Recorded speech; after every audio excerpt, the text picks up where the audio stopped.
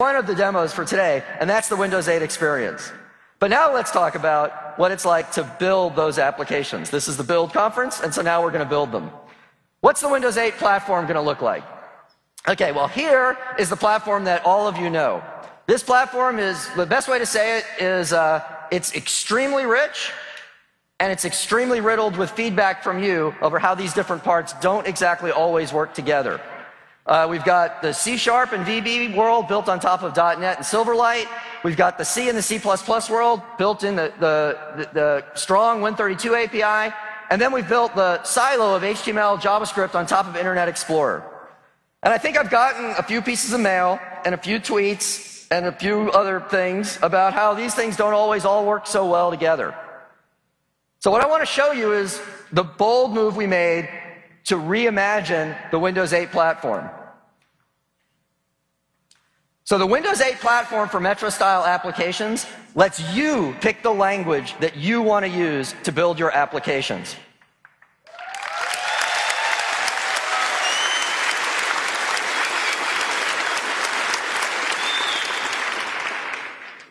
No matter what tool you want to use, we've got a language for you and a way to write that software. The way that we do this is we start off with the Windows kernel. The Windows kernel is the most robust, reliable, scalable kernel that exists, and we're very proud that we're bringing it forward. And that's the work that we do on fundamentals, whether it's networking and connectivity, or process and scheduling, and all the fundamentals of the operating system, some of which will be on display later.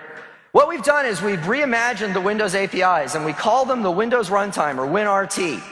WinRT provides over 1,800 different objects for you to use to build your applications. First, there's an application model. That application model supports low power. It supports the full screen and immersive applications, and it supports this modern way of building software. There are communication and data objects, graphics and media, devices and printing. And all of these together are natively built into Windows. This is not a layer on top of Windows. This is Windows. It's all native code built to reflect in different languages. So you have the WinRT APIs and objects, and then we reflect those in C and C++, in C# and VB, and you could do your view in XAML if that's what you want to do. You could also see those APIs reflected in JavaScript, and then you could use HTML and CSS to define your view. All of these work together in a unified tool set. You pick the language that you want to use, and you can build your own Metro-style applications with Windows 8. And we've done a huge amount of work to reimagine the whole way that we think of tools, languages, and the platform so that they're all coming together in a unified story for you. At the same time, we're bringing forward all of the skills that you've established and all of that code that you've figured out. We are going to show you how you can move all of that forward and be part of the Metro-style APIs. So the best way to do that, I think, is to just build an app. So let's bring up Antoine LeBlanc. He's the Senior Vice President who runs our Windows App Store. And so we're going to start by building the app, and then we're going to get it up to the store. And so let's bring Antoine out and welcome him to build some apps. All right. Hi, everyone. So I'm going to show all of you how amazingly easy it is with the new platform and the new tools to actually build these great Metro-style apps. So I'm going to jump right in here. And what I'm going to do is start Visual Studio 11 Express. So this is a new version of Visual Studio that's designed to make it super easy to build different kinds of apps. I'm going to do is I'm going to hit New Project here. And right here you're going to notice something that Stephen just talked about, which is the availability of all these different languages. So the platform's essentially agnostic to the language that you decide to use. So you can pick the language and the technologies that you're most familiar with or you think are more applicable to the kind of app you're building, and just use that. I just want to dwell on this for a second. So there you have these templates that are standard, and then you can just scroll through and pick the language you want to start with, and you're going to get the same templates in each one. That's exactly right. The Windows RT just supports all the language out of the gate. Exactly. So in particular, you know, this sort of bold bet that we've made to bring these web technologies like HTML and JavaScript to the platform really are going to enable millions of web developers that exist today to participate in this amazing new opportunity to build these apps for Windows. Stephen did point out these templates a little bit. You see here that we actually have some pre-built templates in the tool that give you a great way to get started. These are fully functioning Metro-style apps that give you a great starting point. But what we're going to do here is we're going to build a sort of a web app or a JavaScript version starting from a blank application. I'm going to show you how incredibly easy it is to do this. So we're going to call my app PhotoDoodle, and I'm going to just give it a name, hit OK. And what the tool is going to do here is it's going to create basically a small template app. And I'm going to describe what you're seeing really quickly. If you're a web developer, this is going to look incredibly familiar to you and super simple. I have a default.html file for my markup, for my semantic markup. If you look at what's in there right now, it's all the normal stuff that you have at the top of an HTML file. I have a default.css file that's basically there for my styling rules. And then I have a default.js file for the script behind the HTML file. So we're going to start building something here. I'm going to jump right in here into the body of the HTML, and I'm going to insert just 3 lines of HTML stuff. We're going to use a couple snippets for this big demo just because, well, we don't want to... You don't want to watch me type. That's right. So there's basically just 3 HTML elements in here. There's a heading tag that has just, it's going to stick the title of my app at the top. Then I have this canvas element, which if you're an HTML5 developer, you know what this is. This is one of the cool new things in HTML5. It basically gives you a 2D drawing surface that you can use. And then just a button that we're going to stick at the bottom of the HTML page. I'm going to go into the CSS file and just put a couple of styling rules in here. All I'm doing is setting the background color for the canvas so that we can actually see it on the screen, and also setting the typeface size for the heading. I'm going to write a tiny bit of code here. Now this, you'll see here that in the template it gives me some very clear guidance on where I should stick my code. So I'm just going to call a initialization function here, and what I'm going to do is just insert it here. And I'll show you really quickly. All I'm doing here is basically capturing the mouse events on the canvas and hooking them, and then drawing lines between all the mouse move points. And that's going to let me just sort of scribble on my canvas. So 23 lines of code or something. And this code is straight HTML5. It would run in a browser if you That's exactly right. I'm going to run this right now, and it's going to run, it's going to run locally here in Windows 8, but I could take those things, hoist them on a web server, point my browser to them, and they would just run like that. So I just hit build and run here.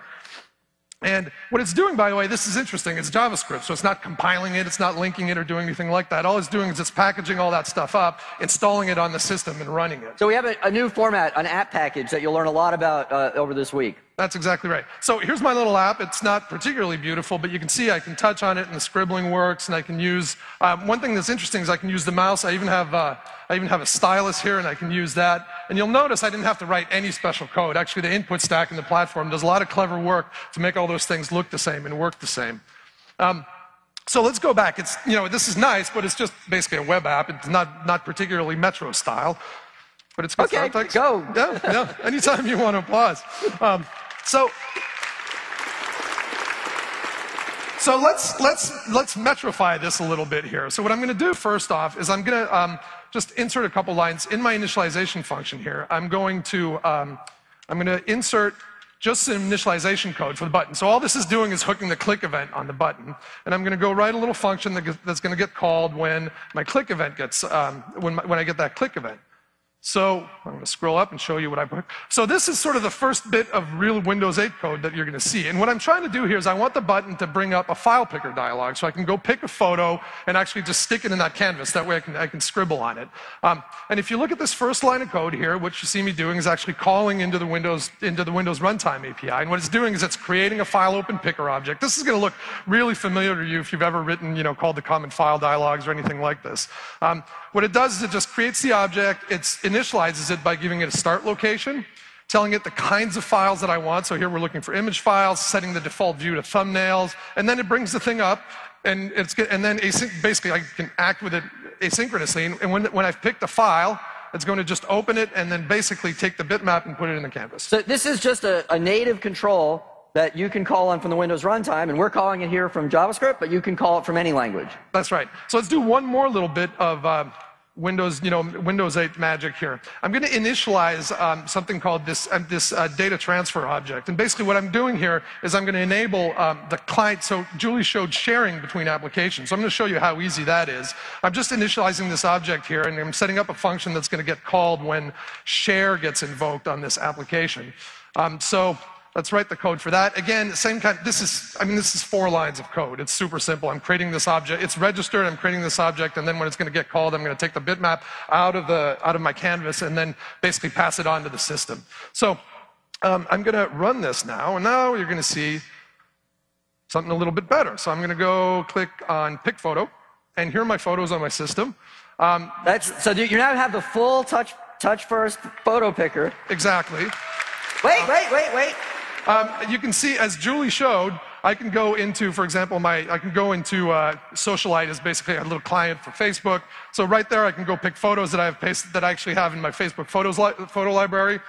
I mean, do you see what we just did? Like, with just a couple lines of code with the standard file dialog, you're now actually pulling photos from Facebook because that sample application that logged into Facebook was on the system. You didn't have to know it was there when you wrote your app. That's right. We didn't write a line of networking code.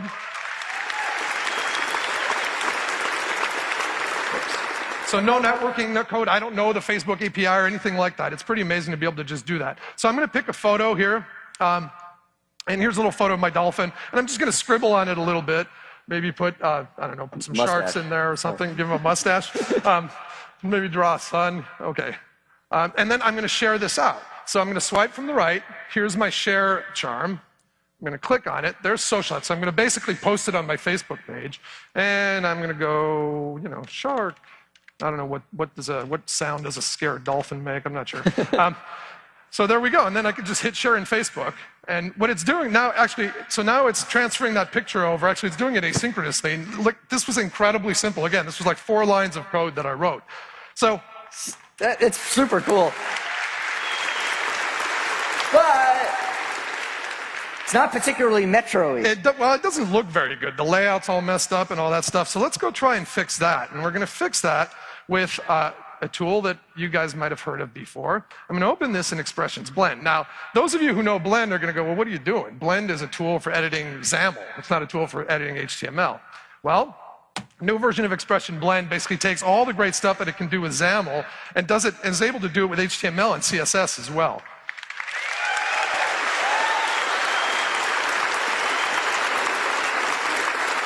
Okay, so here we are in Blend. So what I'm going to do is I'm going to start, but let's start making this look better. So I'm going to go to this Assets tab, and what you're going to notice here is a long list of pre-built controls that are really there to allow you to enable sort of a lot of these Metro behaviors and these Metro looks that we have that are part of the design language for the application. So these are all the Windows runtime Metro style controls, and later this afternoon you'll get to explore all of them throughout the course of building a big long app. That's right. And they work with HTML apps and HTML and JavaScript apps, and the same set of controls work with XAML-based apps. We'll talk about that in a second. What I'm going to do is I'm going to insert an app bar. So this is the little bar that sits at the bottom and swoops up and down. I'm going to make it dismissible and transient, so that's the thing that makes it actually swoop. I'm going to come back here, and what I want to do is I want to take that button that's right down here, and I want to put it inside my bar. And the way I'm going to do that, actually, I'm going to go into the DOM Explorer on the left. This is actually clever little thing. If you think about what it's doing, it has to interpret what the code does to actually generate this DOM, because the DOM gets generated at runtime. And I'm just going to drag it into the app bar. So the app bar is just a div on the HTML page. That's right. So what I'm going to do now is I'm going to switch back over here, and I'm going to change the display, the position to make it absolute, and that way I can just kind of drag this button to where I want it and make this look the way I want. Okay, so far so good. The button is where we want it. The other thing I'd like to do actually is to center this canvas. So this is, if there are web developers in the room and you've written web apps, this is where things get a little funky, a little hard. When you're trying to lay out an application in a world where browser windows can be dragged and resized, it gets really hard. People do this with all sorts of, you can write tons of JavaScript to react to the events and relay out things. You can use tables. A lot of people use tables, but the tables were really never designed to do layout that way. And this is really important for Windows 8 Metro style apps because you can rotate, and we support all these different aspect ratios and layouts. So using this HTML5 proposed standard for grid is going to be really cool. That's right. So what I'm going to do is I'm going to actually lay out this body using this new CSS layout that we're working on called a grid. And I'm going to define my grid. So I've set the body to be grid. I'm going to define it as just a simple 1-by-1 grid. And that's going to allow me, so now I've got it defined. And now I can take my canvas object and I can just say, I can just center it within the grid. So we're center here, and now it's centered within the grid. So maybe it seems like, okay, that's a lot of work maybe to I could have just made it an absolute position and dragged it into the middle, but as Stephen mentioned, you really have to deal with the different states that the app can be in.